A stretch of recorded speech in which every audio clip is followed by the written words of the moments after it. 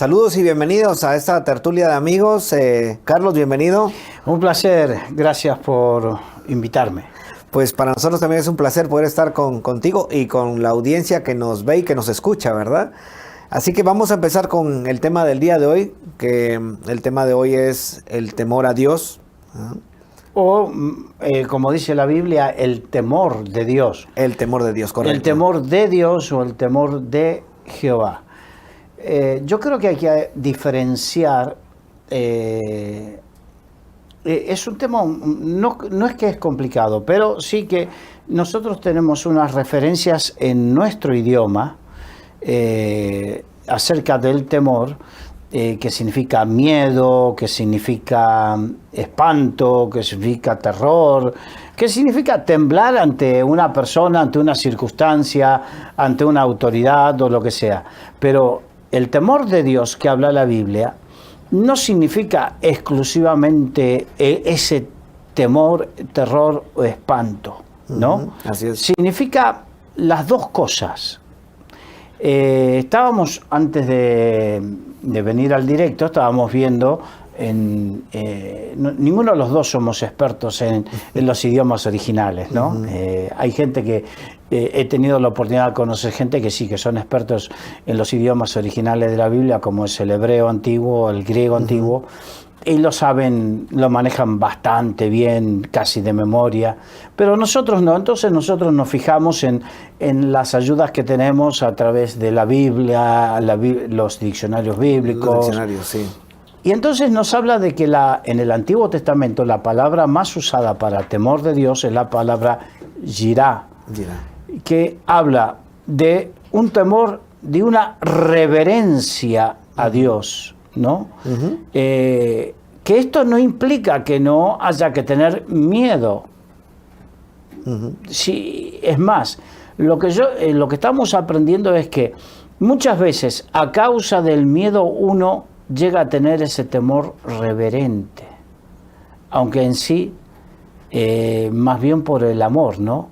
Cuando somos perfeccionados, al principio comenzamos a tener el temor de Jehová por ese miedo, pero, perdón, a medida que vamos creciendo y vamos siendo perfeccionados en el amor de Dios, ya no, ¿cómo te puedo decir? Ya no caemos en tener ese miedo, ese terror, ese espanto, sino más bien lo que llegamos a hacer es, no hago lo que no le desagrada. Por amor. Como la relación de padre, ¿verdad? Exacto. Como la relación de padre, que en algún momento lo hemos hablado. O sea, es mi padre, le amo y le temo, pero le temo con ese respeto. Con ese respeto, sí. Quiero honrarle, y si algo le desagrada, no lo voy a hacer. Es muy sencillo. Si algo le desagrada, entonces eso es, empezamos con un temor y terminamos con otro temor. Así es. Empezamos con el temor del miedo, y terminamos, a medida que somos perfeccionados en el amor, terminamos con ese temor que significa, lo amo, lo respeto, no quiero ofenderlo. Porque cuando uno ama, no quiere ofender. De hecho, en Primera de Corintios, cuando el apóstol Pablo habla de la preeminencia del amor, 1 Corintios 13, dice, el amor no busca lo suyo, no hace nada indebido. Entonces, por amor es que no se hacen las cosas. Así es. Hablando también fuera de cámaras, te comentaba de un ejemplo de Éxodo, ¿verdad? Cómo el pueblo de Israel vio la naturaleza, vio esos eventos naturales cuando Dios se manifestó en lo alto de la montaña, ¿verdad? Y Moisés iba por las tablas de la ley, tuvieron solo al ver la naturaleza, cómo se manifestaba los relámpagos, te comentaba, ¿verdad? Los relámpagos. El pueblo tenía ese temor, ¿verdad? Ese inicio, ese miedo al ver la manifestación de Dios. Y Moisés les dijo que no tuvieran temor, que no tuvieran temor, en este caso de miedo, ¿verdad? Claro. La cuestión es que Moisés fue el que en este versículo bíblico, en esta historia que tú cuentas, fue el que precisamente en esa historia muestra los dos temores, ¿no? El temor de terror, de espanto, que esas en el Nuevo Testamento nos habla de ese terror y de ese espanto, hablando de lo profético, de las cosas que han de por venir, con respecto al juicio de Dios, ¿no? Sí. Habla de que la gente tendrá espanto de las cosas que han de acontecer, que están aconteciendo. Bueno, habla no del temor de Dios, sino del temor de los acontecimientos que van a suceder. Sí, y por ejemplo, yo me ponía a pensar, Moisés, en este caso, les dice, muy bien, el pueblo le pide a Moisés, pero habla tú con él, porque nosotros no queremos, nosotros mejor a la distancia, habla tú con él. Pero Moisés sí subió, viendo lo que estaba, subió y se acercaba a Dios. Claro, es que Moisés había tenido un trato con Dios previo. Antes de que Moisés comience a liderar al pueblo, Dios lo llamó a Moisés y tuvo Dios un trato con Moisés. Por eso es importante que antes de liderar, hay muchos que, y es algo que yo no comparto, que dicen, yo nací para liderar, yo tengo pasta de líder. Bueno, podrás ser o no podrás ser. Lo importante es, ¿te dejarás tratar por Dios o no te dejarás tratar por Dios? Moisés tenía pasta de líder. Él no digo que nació para ser líder, pero sí vivió y fue, ¿cómo te puedo decir? Fue enseñado como un líder.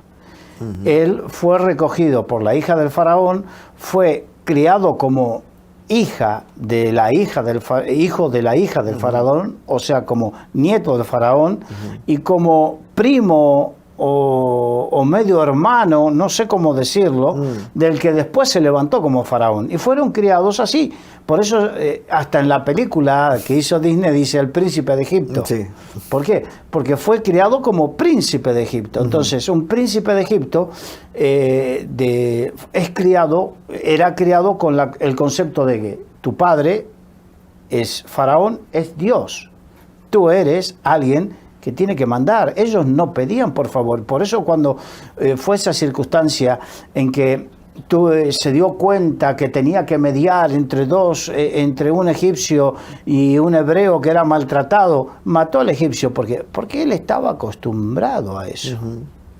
Aunque después cuando se presenta en la zarza, viene y Dios le manda y le ordena a cumplir. Pero tuvo que pasar el trato de Dios. Ajá, exacto. Porque cuando uno piensa que va a liderar por el hecho de que tengo la personalidad o porque yo nací para ser líder y no fuiste tratado por Dios, terminas matando a alguien, terminas haciendo lo que no tenías que hacer. Por eso es importante. Es verdad, y capaz que nos estamos desviando de un poquito del tema, pero es verdad que tú pudiste haber nacido con un propósito, con un destino profético o lo que le quieras decir, pero si quieres liderar, un consejo, déjate pasar por el desierto de Dios, porque ese desierto es el que va a cambiar tu mente, va a cambiar tu corazón para ejercer un correcto liderazgo. Así es. Si no, podemos ver muchos líderes que terminan dañando a la gente que quieren liderar en vez de bendecirla. Y volviendo al tema del temor de Dios, yo creo que un líder tiene que tener temor de Dios. Claro, ¿verdad? Es que Moisés fue pasando por ese proceso del que hemos hablado poco del proceso. Moisés fue llamado en el desierto, él tuvo que exiliarse en el desierto, de tal manera, estuvo 40 años en el desierto que perdió el habla egipcia, porque muchos dicen que Moisés era tartamudo, dice que es tardo de lengua, hay muchos que dicen que no era tartamudo, que había perdido en esos 40 años del desierto la capacidad de hablar fluidamente el egipcio. Se había tenido que acostumbrar a hablar el arameo, Aunque en la conversación con Dios, él lo puso como excusa. Claro. Dios, pero ¿cómo voy a ir yo a Faraón si soy sí, tardo de lengua? El tardo de lengua, correcto. No dijo que era... No. No, entonces, digo, hay algunos que hablan que era tartamudo, otros que eran, otros que dicen que perdió durante esos 40 años la capacidad de hablar fluidamente el egipcio, que sería el egipcio, no el egipcio de la calle, sino el egipcio que hablaba en la corte, ¿no? Sí. Cuando pasamos por los tratos de Dios es para que perdamos ciertas cosas. Sí. Sino para que Dios vaya perfeccionando en nosotros, Claro, es necesario. tenemos que perder cosas nuestras Sí. para que Él nos llene de las suyas. Así es. Y así fue Moisés en el desierto, 40 años estuvo ahí, hasta que tuvo ese encuentro con el Señor en la zarza. Una vez que tuvo ese encuentro con el Señor con la zarza y Dios trató con él, con la vara que se convirtió en culebra, y vencer sus miedos y vencer todo eso y volver a Egipto para realizar su obra de enfrentarse a Faraón y sacar al pueblo de Egipto. Cuando hablamos de que Moisés pasó por el proceso, pasó por todo ese proceso donde llegó a conocer más íntimamente a Dios. Se perfeccionó su amor. Se perfeccionó su amor, exacto. Por eso tenía la capacidad de poder subir al volcán, independientemente de lo que estaba sucediendo físicamente, pero podía acercarse a Dios. Y el pueblo no podía. De hecho, le pedían a Moisés, ¿verdad? Exacto. Después, obviamente, el trato de Dios con una persona no se limita solamente, pura y exclusivamente, a ese periodo de tiempo que uno está en el desierto. El trato de Dios es continuamente con uno. Y el trato de Dios con Moisés fue continuamente, porque Moisés varias veces se acercó, cuando Dios le habló a él, le mostró las tablas de la ley, se rompieron las tablas, volvió a hacer las tablas de la ley, ¿te acuerdas? Sí. Y después Moisés, cuando subía al monte y bajaba el humo y que el pueblo no se acercaba porque si no era saeteado, o sea hombre o sea animal, y Dios hablaba cara a cara con él, y él quiso ver el rostro de Dios, y Dios le dijo, no, porque jamás hombre alguno vio mi rostro, sino que y se tuvo que verás mi pasar, verás mi espalda, aunque eso es algo que se llama antropomorfia, porque Dios no tiene forma humana, sino para que se pueda entender lo que significaba, ¿no? Y entonces Moisés se tuvo que esconder para que pase su bien, su gloria. La gloria de Dios pasó y no lo destruyó, porque la gloria de Dios es algo tremendamente fuerte. Por eso humeaba el monte, Sí. cuando descendía la gloria de Dios. Entonces, y él estaba escondido en una peña. Una serie de experiencias que lo llevaran a decir al pueblo, no teman, porque Dios es bueno. Y Dios está contigo. Exacto. Entonces, el que verdaderamente conoce a Dios no anda así, sino que quiero que conozcas que Dios es bueno. Quiero que conozcas como lo conozco yo, que Dios es amor. Claro, hay algunos que piensan, ¿cómo puede ser que Dios es amor y hay que tener temor? Bueno, es el balance de entender el amor y la justicia. Sin justicia, sin verdadera justicia, no hay amor. Así es. Ya lo hemos hablado en otras oportunidades. Momento, sí. Entonces, y el amor, fíjate, el perfecto amor, dice la Biblia, echa fuera el temor. El perfecto amor echa fuera el temor, así es. Echa fuera, ¿qué temor? El miedo. El miedo. Y produce este otro temor, es el reverente. Señor, no es que por amor no peco. No peco por no ofenderte, por no estropear la obra que tú estás haciendo en mi vida. Has hecho, haces y harás en mi vida. Eres tan bueno que te has fijado en mí. ¿Y cómo yo voy a estropear lo que tú quieres hacer conmigo en tu bondad? Entonces, eso es lo que significa esta parte de haber sido perfeccionado en amor, crezco en el temor de Dios, porque crezco en el amor de Dios. Uh-huh. Si yo me pongo en un momento en el lado de los impíos, si yo soy impío y me pongo en ese lado... Vamos a... permíteme. Sí. Cuando hablamos de impío, hablamos de las personas no pías. Eso significa. Sin piedad. Es una palabra que de repente no se usa mucho, el ser pío o no ser pío. Uh-huh. Y muchos la asocian al contexto católico porque el Papa Pío no sé cuánto. Bueno, sí. La palabra pío... hay que aclararlo. Hay que aclararlo. Ajá. Viene precisamente de vivir piadosamente. Sí. Uh-huh. Impiedad, sin piedad, ¿verdad? Impío. Sí. Si yo me pongo en ese lado, por supuesto, el amor no se ha perfeccionado en mi vida y yo veo la manifestación de un Dios soberano, poderoso, ¿verdad? O sea, tendría ese miedo, tendría un temor dentro de mí, pero de espanto, hasta que se vaya perfeccionando ese amor, como tú lo has mencionado. Sería como una meta, como llegar a un punto donde ya no tengo ese temor, sino es un amor perfeccionado, un amor del Padre, ¿verdad? Sabiendo de que Dios Todopoderoso, soberano, pues tiene el control de las cosas y todo lo que vaya a venir o todo lo que se va a manifestar, sabemos que estamos en su mano, esa confianza, ¿verdad? Ese amor, ese saber de que no me va a suceder nada si Dios no lo permite, ¿verdad? Exacto. Es la confianza, es algo que hemos hablado hace unos meses atrás acerca de mi relación con Dios. A medida que yo voy aumentando y profundizando mi relación con Dios. Ese es el problema, ¿no? Mucha gente se queda la superficialidad, y disculpen lo que voy a hablar porque quizás es duro, pero la superficialidad de que me congrego, ya voy el domingo a la iglesia y ya está. Lo otro que hago, escucho la radio o veo un rato la tele cristiana y ya está. Muy bien, me parece bonito, pero ¿y tu relación personal íntima con Dios? ¿Qué? Uh-huh. Estamos hablando de dedicarle un tiempo. Hay algunos que le dedican horas a orar, a estar con Dios, a leer su palabra.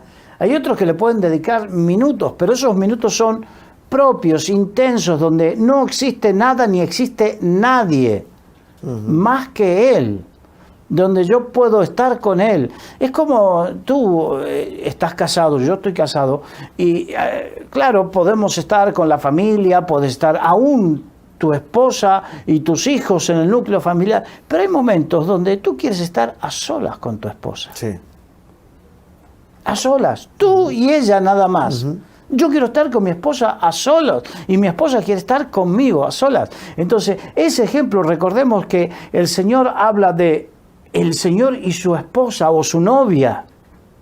Uh-huh. Que hay momentos de intimidad preciosos, donde ahí es donde conocemos verdaderamente cuánto Dios nos ama. Uh-huh. Sí, en el culto, junto con los hermanos, adoras, eres tocado por el Señor te bendice, el Señor te renueva, el Señor te habla, pero después de eso existe la vida íntima y personal con Dios que mientras la tengamos en forma superficial, nunca vamos a ser perfeccionados en ese amor. Correcto.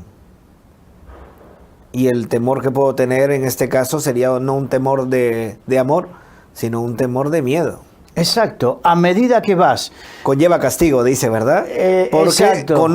le conozco y sé que me puede castigar y tengo ese temor del castigo, temer al castigo. Pero el que teme es castigado porque aún no fue perfeccionado en amor. Sí. Entonces, cuando tenemos esa relación personal, somos perfeccionados, Él nos perfecciona. No es que es un ejercicio que, como digo, bueno, para perder peso, ganar músculo, hago tantas flexiones, levanto tantos kilos. No, no es algo de voluntad humana.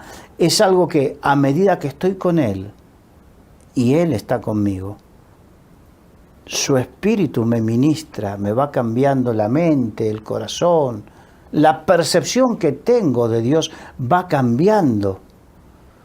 Voy percibiendo las cosas diferentes. ¿Por qué? Porque su espíritu está en contacto con mi espíritu y mi espíritu me lo transmite a mi alma.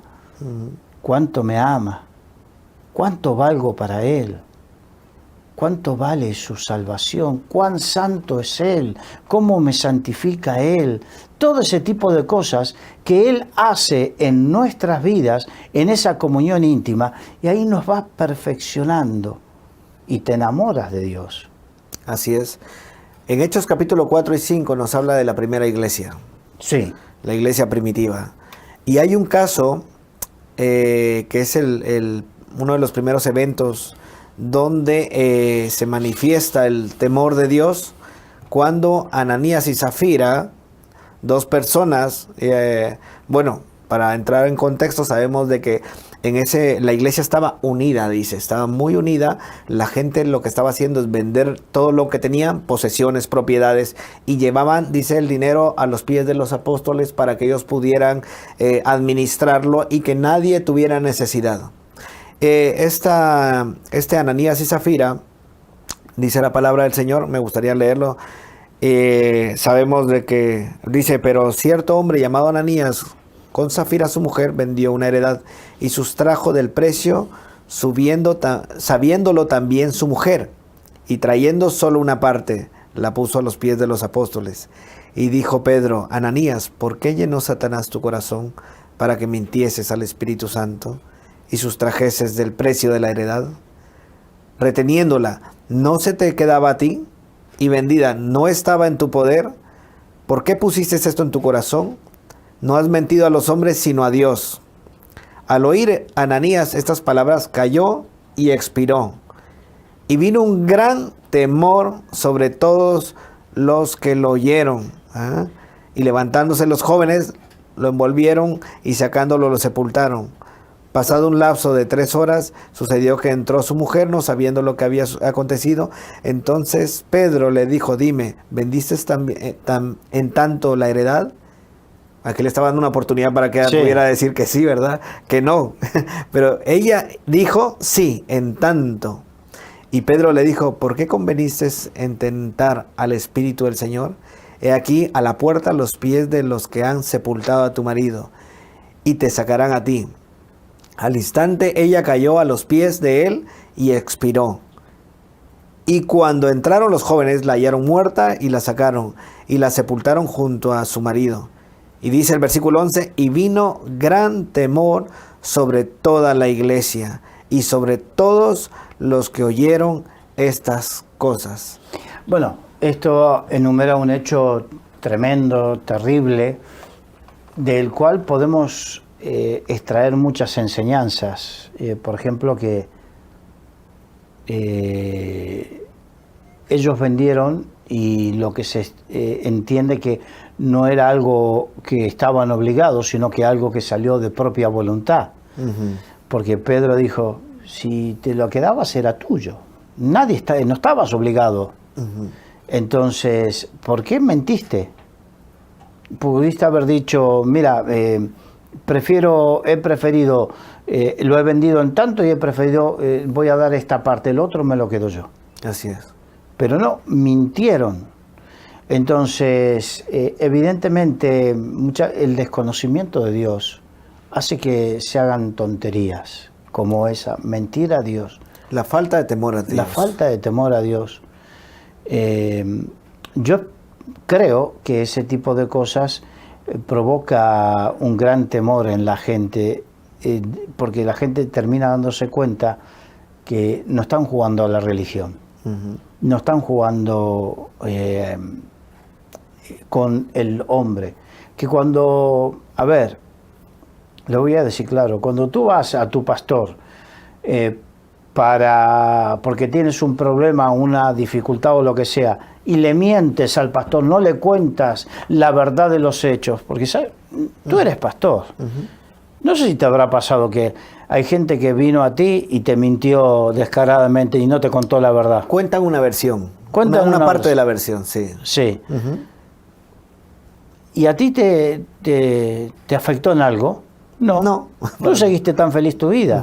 Pero ellos corrieron un peligro porque le mintieron al Espíritu Santo. Ellos piensan que le mienten al pastor y se le miente a Dios. Se le miente al Espíritu Santo. Entonces, Tú dijiste una frase antes de entrar en el directo y es, en la iglesia hay poco temor de Dios. ¿Por qué? Porque precisamente muchas veces se le tiene más temor al pastor, al líder, que a Dios. ¿Y quién es el pastor? ¿Y quién es el líder? Yo he pastoreado durante muchos años, he liderado más de 30 años de mi vida. Liderado, pastoreado. ¿Y qué? Llegó un momento que yo dije, ¿y quién soy yo? Tuve que entender que cuando me venían y me mentían a mí, le estaban mintiendo a Dios. Y entonces yo lo que tengo que enseñar es, ten temor de Dios, porque cuando mientes, no me mientes a mí, le mientes al Espíritu Santo. Y aquí sucedió eso. No le mintieron a Pedro. Pedro dijo, no me mintieron a mí. No se sintió afectado personalmente, sino que se dio cuenta que a quien afectan es al Espíritu Santo. A quien le mienten es al Espíritu Santo, por lo tanto, sobre ellos caen consecuencias. Y murieron físicamente, pero hay muchos que todavía no han muerto físicamente, pero viven mintiéndole al Espíritu Santo, y esa es una muerte espiritual. Sí. Que es tanto o más grave que la muerte física. Sí, porque la palabra muerte significa separación. Separación. Y están separados totalmente de la relación con Dios. La Biblia es una dice, muerte espiritual. Ajenos a la vida de Dios. Hay muchos que van a la iglesia y por vivir esa vida de mentira, mintiéndole al Espíritu Santo, están ajenos a la vida de Dios. O sea, vas a la iglesia, pero la vida del Espíritu Santo no está en ti, la vida de Dios no está en ti. Entonces, ¿qué es lo que queremos? Es que seas perfeccionado en amor, de manera que vivas en el temor de Jehová, en el temor de Dios, por amor. Así es. Y hablando de enseñanzas acerca de lo que hemos leído, una de las cosas que yo también pienso es de que estas dos personas se pusieron de acuerdo en lo secreto.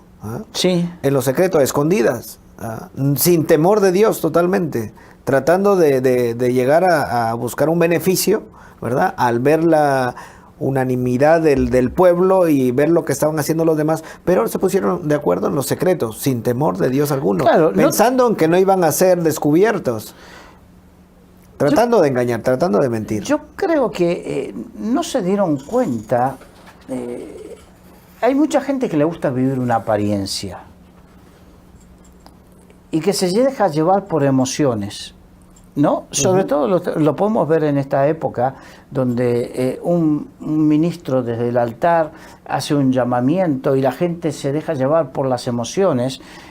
Hay un texto bíblico que dice, no prometáis, porque es preferible no prometer que prometer y no cumplir. Eclesiastés, sí.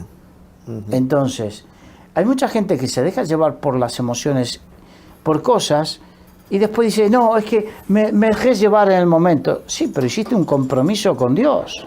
Y eso causa la ira de Dios, el enojo Claro, de Dios. Porque, ¿qué significa? No te tomaste en serio lo que estás haciendo. No tomas conciencia, no eras responsable. No es que Dios necesitaba el dinero de Ananías y Zafira, ni que Dios necesite de tu dinero, de tu vida, de nada. Lo que Dios quiere es tener una relación contigo y una relación genuina, responsable. Entonces no puedes ir y hacer un compromiso con Dios y después decir, no, es que me dejé llevar, es que fueron mis emociones, es que... No. Hay una seriedad de nuestra relación con Dios. Y por eso esta misma historia, al morir estas dos personas, ¿qué causó en la gente que estaba alrededor? Dice que causó temor de Dios. O sea, esta gente se puso a ver que no era un juego, ¿no? Exacto. Seriedad. O sea, no estamos jugando ni se puede jugar con Dios. Es imposible jugar con Dios. Es que lamentablemente, estamos acostumbrados a mentirnos los unos a los otros. Estamos acostumbrados a que en las relaciones, sí, no. Pero el Señor dice que tu sí sea sí, que tu no sea no. ¿No quieres hacerlo? No lo hagas. ¿No quieres comprometerte? No te comprometas.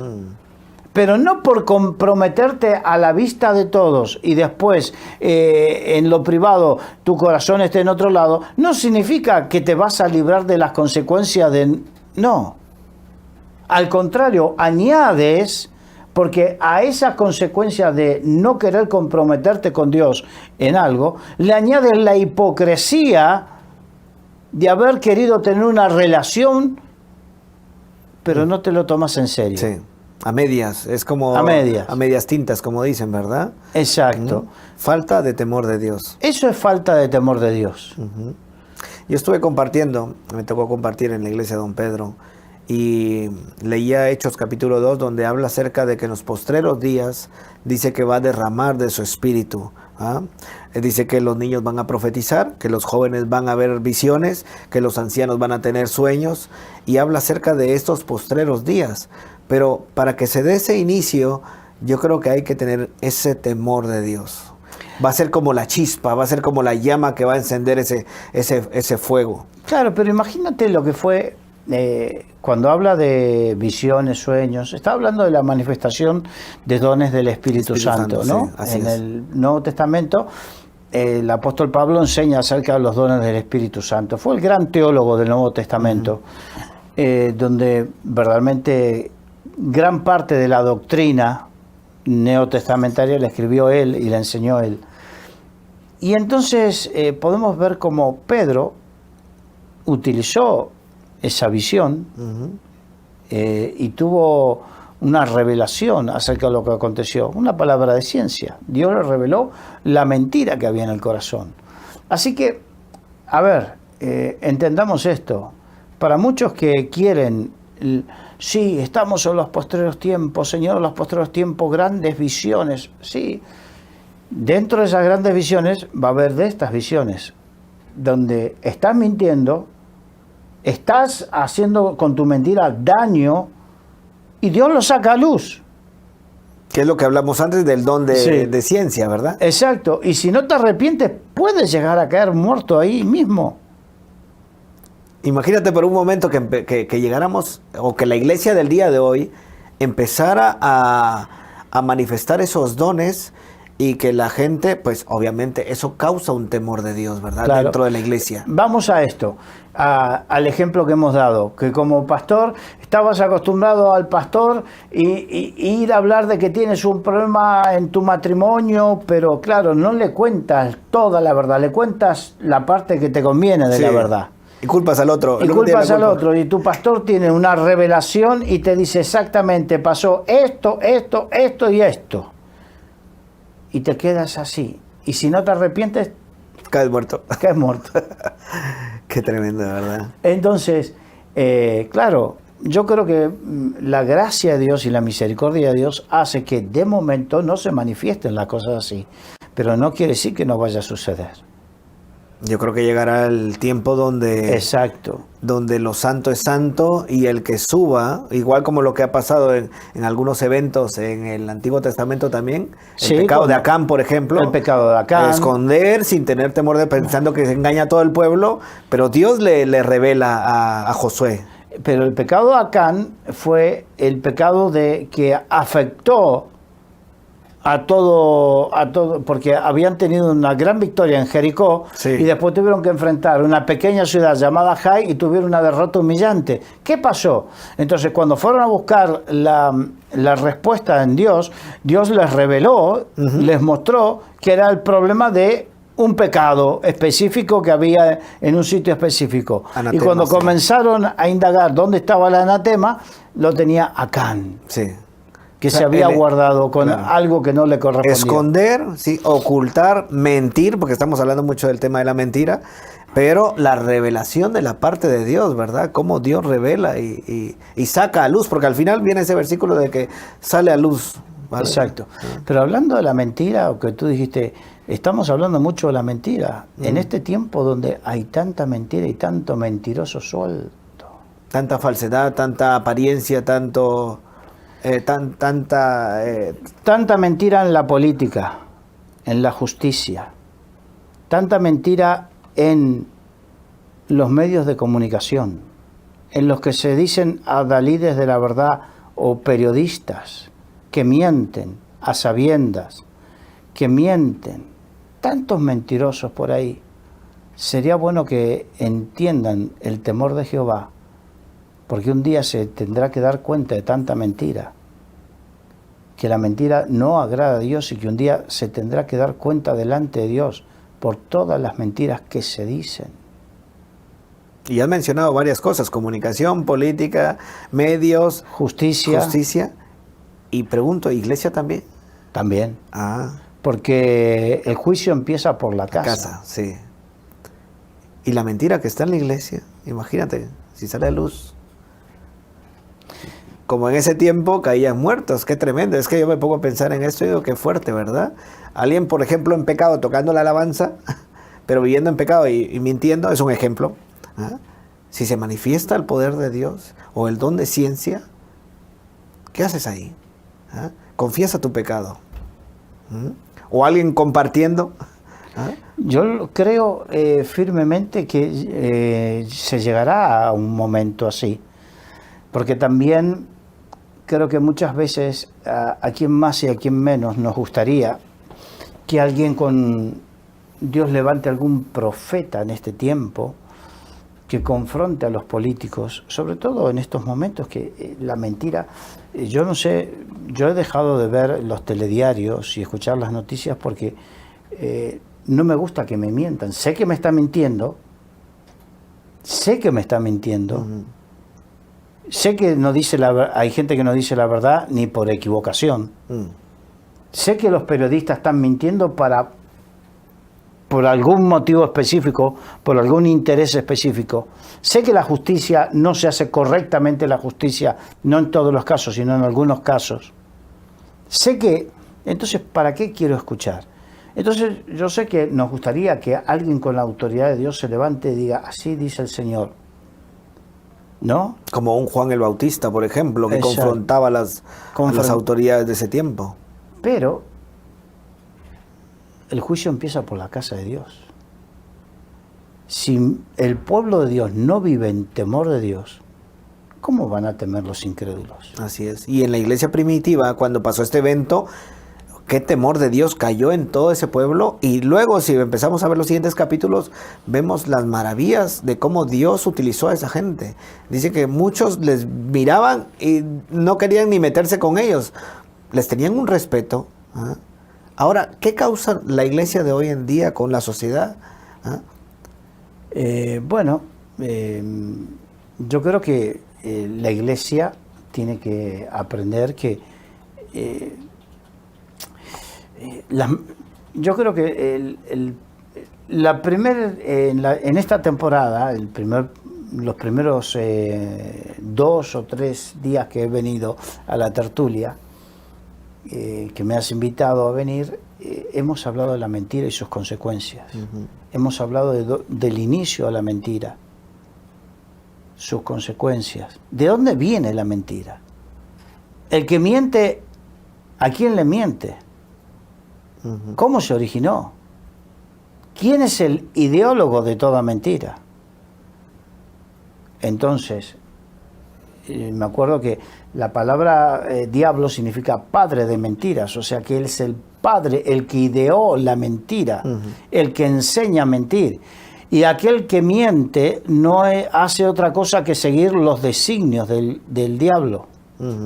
Esa es una realidad incontrastable. Entonces, y como consecuencia, va a tener las mismas consecuencias que Satanás, si no se arrepiente. Y en la iglesia, muchas veces, no entendemos que una media verdad es una mentira completa. La verdad no se puede ocultar. La mentira no se puede, ¿cómo te puedo decir? Diluir, ¿verdad? La verdad. Sí. La mentira no se puede, a ver cómo... hay una serie de términos, es una mentira piadosa. Piadosa, dice. No hay mentira piadosa. No. Una mentirijilla, una mentirita blanca. No, ese tipo de cosas no existe. Lo que existe ¿es mentira o es verdad? ¿Quiero mentir o no quiero mentir? ¿O quiero decir la verdad? A lo blanco, blanco y a lo negro, negro. No hay gris. No hay, a la gente le gustan los matices. Los matices son muy bonitos para pintar las paredes, para la decoración, pero no para la vida. Dios nos llamó a una vida de integridad. La iniquidad, la palabra iniquidad significa algo torcido, algo así como algo torcido. Y Dios quiere quitar la iniquidad, quiere quitar lo torcido. Y muchas veces dentro de la iglesia creo que hay aspectos donde la gente está acostumbrada a mentir, a vivir mintiendo, acostumbrada a salir airosa de situaciones comprometidas con mentiras, y eso en definitiva te va restando autoridad, te va restando comunión con Dios, te va restando cosas que te van dejando expuesto a la obra del diablo. Por eso es tan importante entender que la mentira no te beneficia, sino que te quita más. Y aunque veamos que la mentira campa tranquilamente, aunque veamos que pareciera en principio que la mentira no paga, la verdad es otra cosa. Que Satanás será echado en el lago de fuego y azufre, y todos los que le siguen en sus designios, con él, en sus conceptos, en sus formas, se irán con él si no se arrepienten. Así es. Y podemos ver cuando Pedro le dijo, has mentido al Espíritu Santo, ¿verdad? O sea, no estaba mintiéndole a Pedro, sino le estaba mintiendo a Dios. Claro. ¿Verdad? Y pensando un poco en esto también, me venía a la mente, hablando de gente que no tiene temor de Dios, el caso de los hijos de Elí, por ejemplo. ¿Ah? Sí. Los hijos de Elí, Ofni y Finis, que estaban ministrando también, estaban haciendo el trabajo de sacerdocio. Porque les correspondía. Les correspondía hacer, pero ahí hubo un problema. Elí, su padre, había perdido toda sensibilidad, se había convertido en un profesional del altar y no en alguien que tenía una comunión plena con Dios. Hay mucho para hablar de Elí. Elí sabía cómo hacer las cosas, pero no tenía comunión con Dios. De hecho, Dios le hablaba a Samuel y Samuel no sabía qué pasaba y lo iba a despertar Elí hasta que Elí se dio cuenta y le enseñó y le explicó a Samuel. Pero él no escuchaba a Dios. Así es. Hay una palabra que me llama la atención, que cuando empieza a hablar acerca de los hijos de Elí, dice que ellos acostumbraban. Yo no sé cuánto tiempo pasó.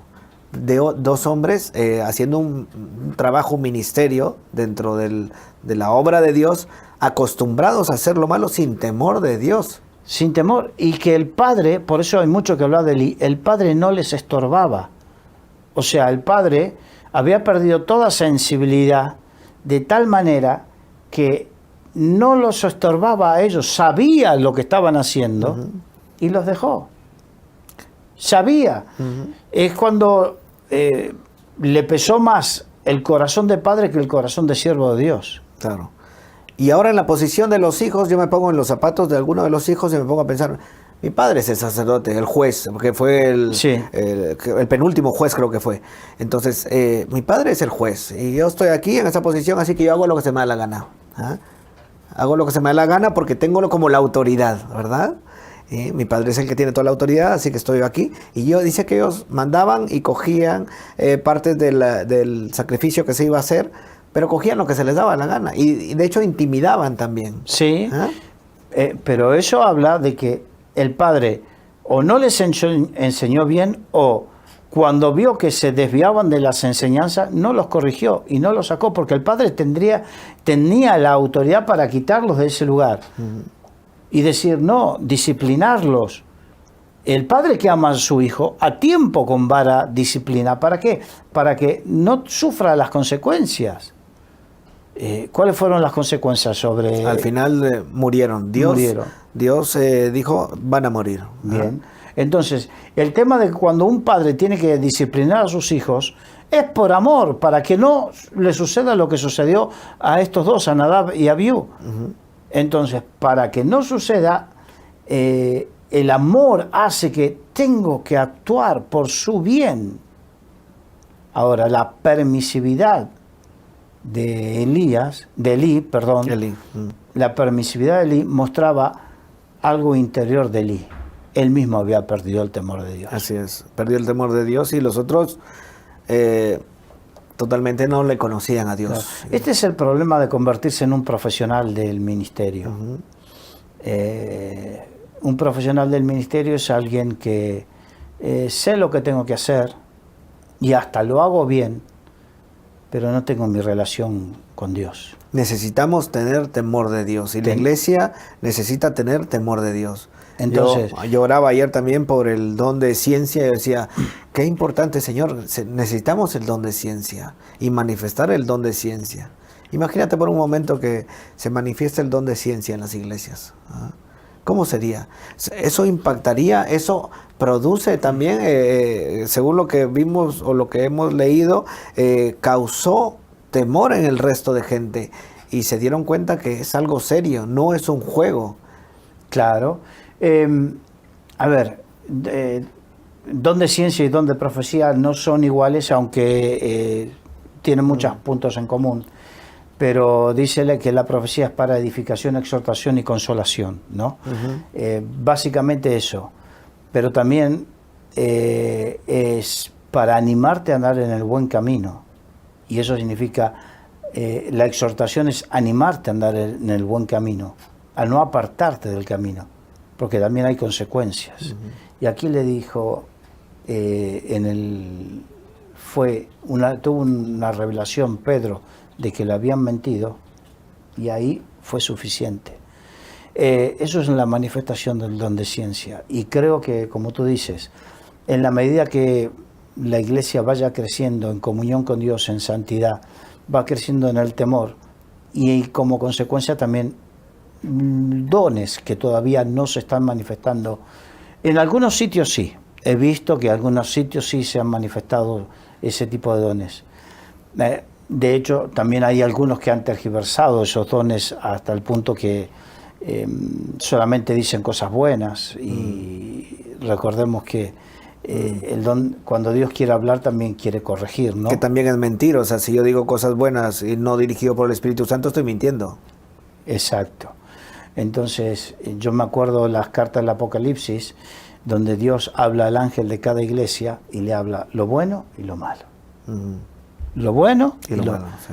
Pero tengo unas cosas contra ti. Entonces, es bueno que también que fluya ese don de manera, ese don de exhortación, de consolación, de edificación, para que el pueblo sea exhortado, edificado, consolado, corregido. Entonces, cuando suceda corrección, disciplina de parte de Dios, nadie podrá decir, es que nadie me habló, nadie me dijo. ¿Cómo que no? Se ha manifestado a través de la enseñanza de la palabra y a través de la manifestación de los dones, tanto de profecía como de don de ciencia. Se ha manifestado. Así es. Necesitamos que la iglesia de este tiempo coja de modelo la iglesia primitiva, ¿verdad? Y que tengamos esas mismas matices, temor de Dios. Dice que estaban unánimes, eran uno. Y teniendo ese temor de Dios, manifestaron todas las maravillas. Dios les utilizó con todos los dones que tú has mencionado, ¿verdad? Y creo que en este tiempo hay escasez de eso. O sea, ¿cuántas veces oramos por la gente, se sanan las personas en las iglesias? ¿Cuántas sanidades hay, valga la redundancia, ¿verdad? ¿Cuántas manifestaciones del Espíritu Santo se están dando, profecía y todo lo que hemos hablado? Yo creo que hay escasez. Sí hay, pero creo que hay escasez. Pero yo creo que llegará el tiempo donde lo que tú has dicho, ¿verdad? Media vez vayamos acercándonos más al Señor, intimando más con Él, pues Él va a manifestar sus dones. Creo que sí. Creo que vamos a ver cosas de esas y espero que veamos pocos motivos por los cuales Dios tenga que manifestar lo que manifestó con Ananías y Zafira. Porque la gente no miente, sino que anda en verdad. En verdad. Tú que adoras mucho al Señor, recuerda que el Señor quiere que le adores en espíritu y en verdad. Así es. No que le adores por adorar. Así es. Y podemos concluir diciendo también de que el perfecto amor echa fuera El temor. el temor. Pues Carlos, muchas gracias. Un placer. También ha sido un placer para mí y gracias a todos los oyentes y televidentes. Gracias por estar con nosotros. Hasta la próxima.